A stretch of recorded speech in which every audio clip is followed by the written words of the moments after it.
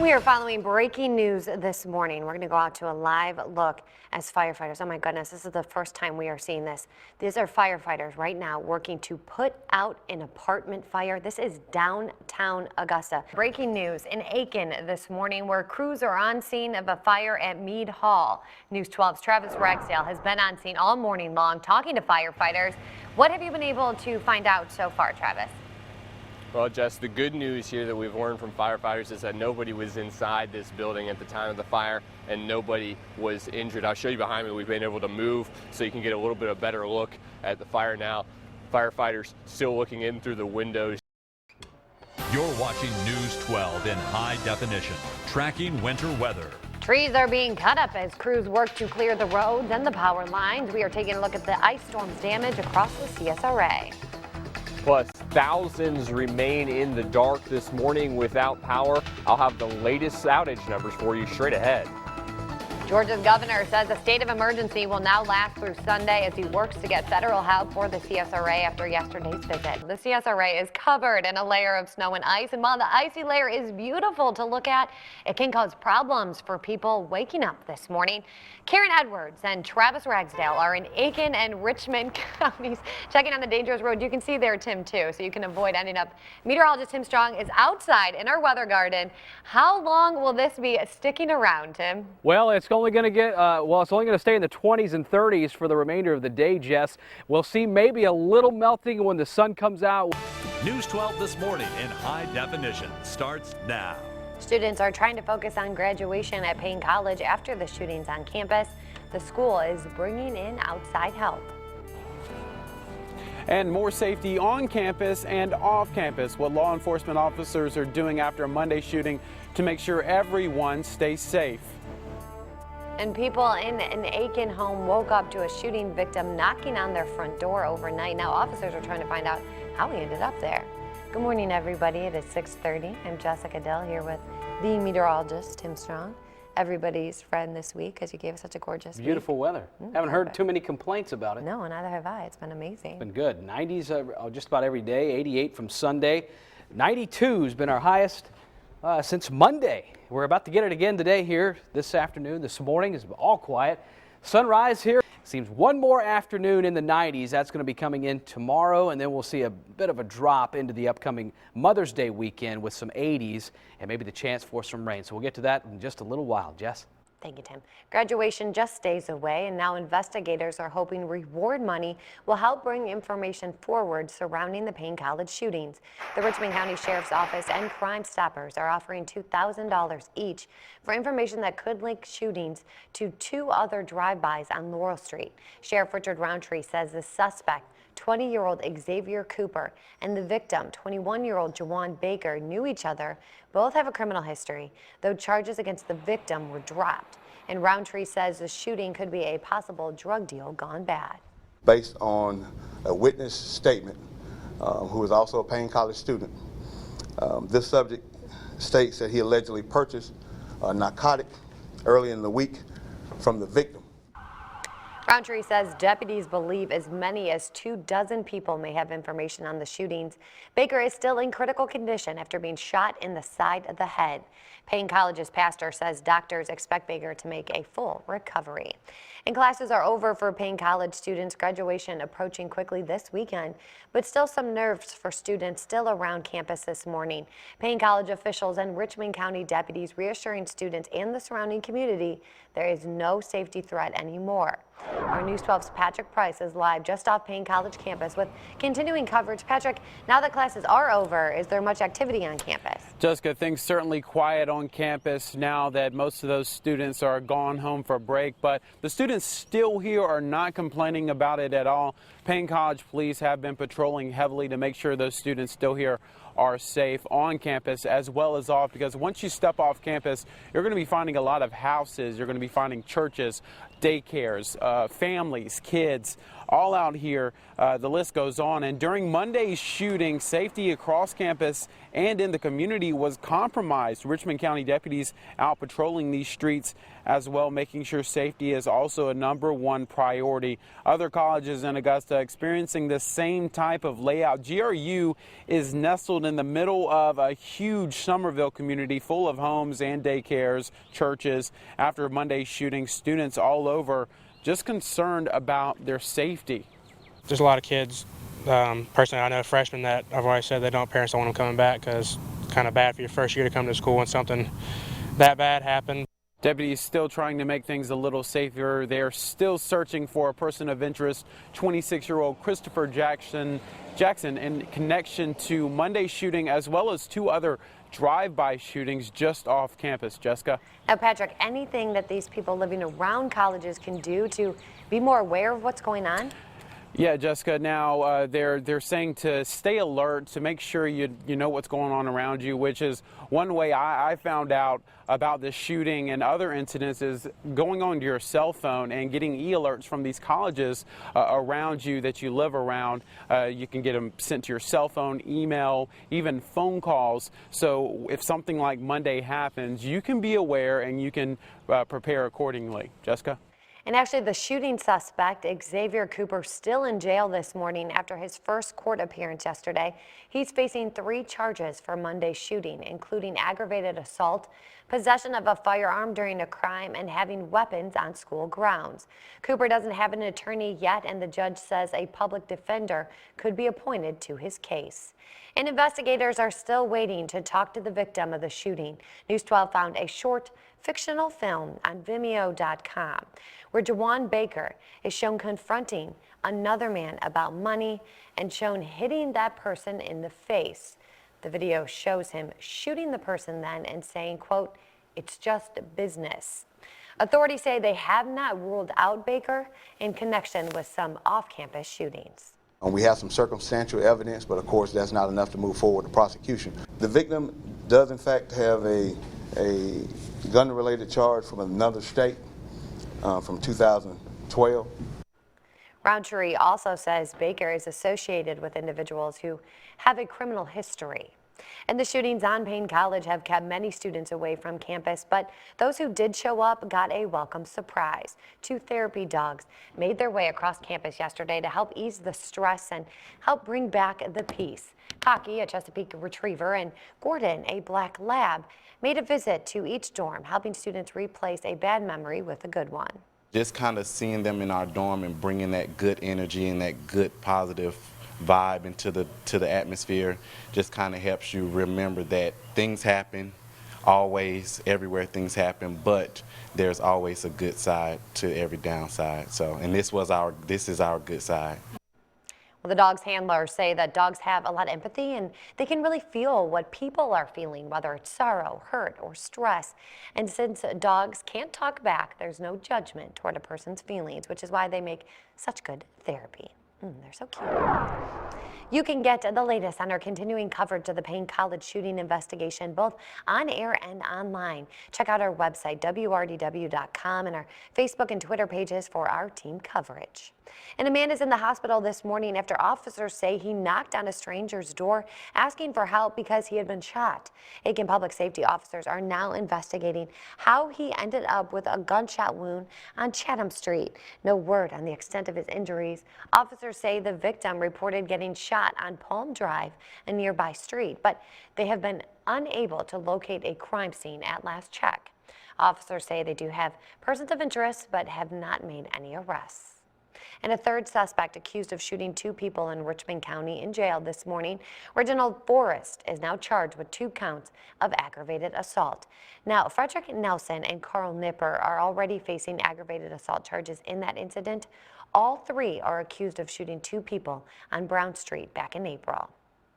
An autopsy set for today for the person that they found in a burned Hephzibah home.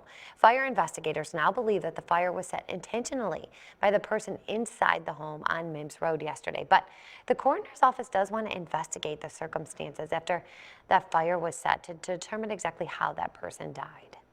And at the end of the month, there will be a new man in charge of the Webster Detention Center.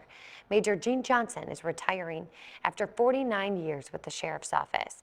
And Robert Leverett, a former warden at the Richmond County Correctional Institute, will take over as jail administrator at the end of the month.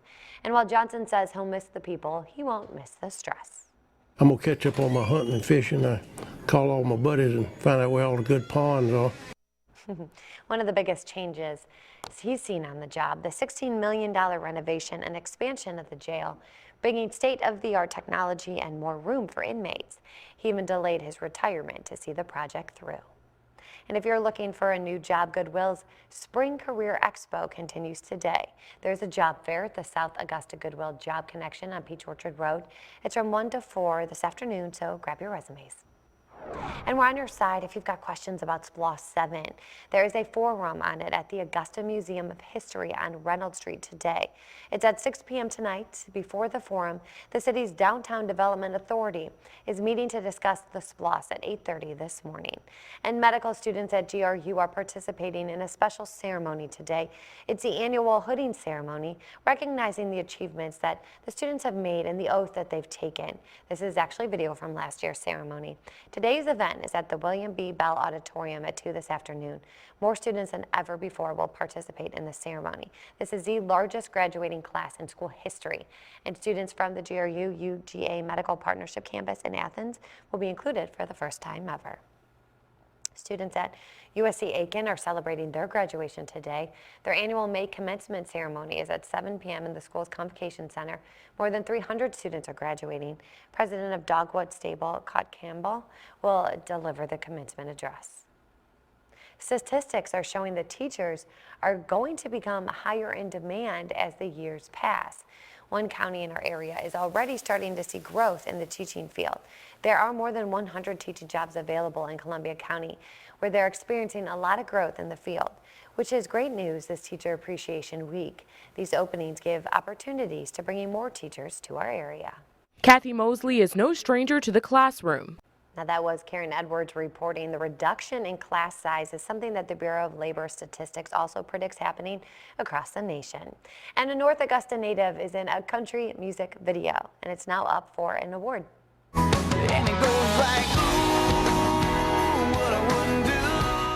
Look at that cutie pie. Courtney Turner is in the video for the Thomas Rhett song, It Goes Like This. The video is up for 2 awards at the CMT Video Music Awards. You can vote for it on the CMT website. We will link you to it from our Find It button on WRDW.com. All right, coming up, a House committee meeting today to consider issuing a subpoena related to the deaths at a VA hospital in Phoenix. Police say, wow, look at that. Police say a suspect drove into a crowd of people near a murder scene in Houston, Texas. After the driver turned around and got back on the road, he got out of the car and officers wrestled him to the ground. Officers say that they were on the scene after a group of men were fighting in southeast Houston when a man shot 2 people, killing one of them. Witnesses at the scene say the man who drove through the crowd of people is the suspected gunman's father. Investigators say they believe they know what group is behind an attack that killed hundreds of people in northeastern Nigeria. Members of the Islamic militant group Boko Haram are thought to be behind an attack. The same group has admitted to kidnapping close to 300 teenage schoolgirls over 3 weeks ago. The group's leader has said that in a video he will sell the girls into slavery. Veterans Affairs Secretary Eric Shinseki is facing growing calls to step down. This comes after accusations of mismanagement and preventable deaths at VA hospitals across the country, including right here in Augusta.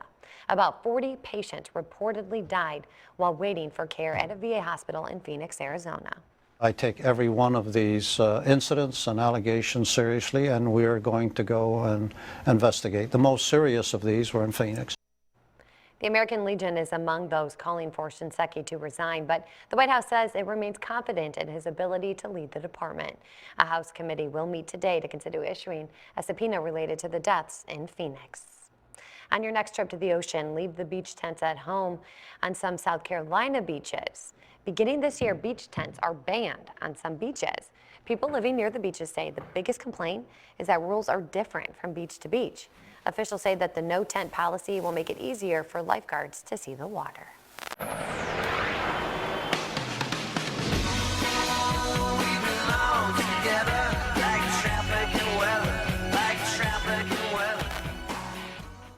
As you hit the road this morning, we're on your side with a News 12 traffic report. In Augusta, we are seeing some slower moving traffic on Deansbridge Road, average speeds of 28 miles per hour.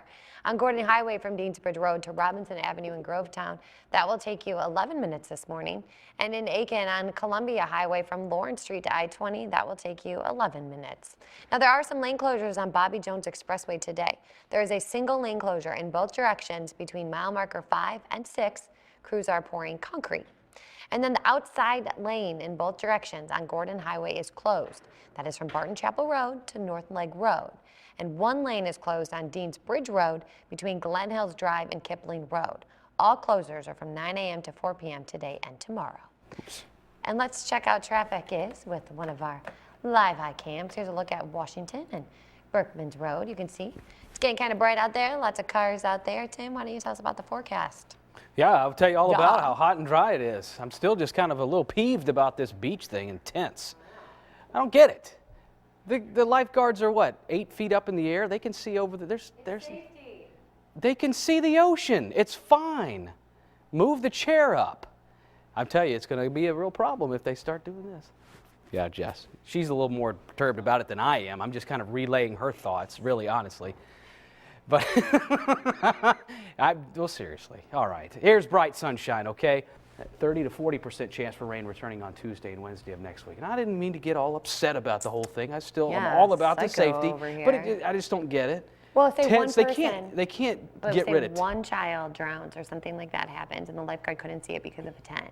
You're telling me that that's not a good, something to at least think about? Well, of course, yeah, but I have been going to the beach my whole life and you see, the tents are everywhere. It doesn't seem that it's affected that much. Well, because get a see-through tent. They just said.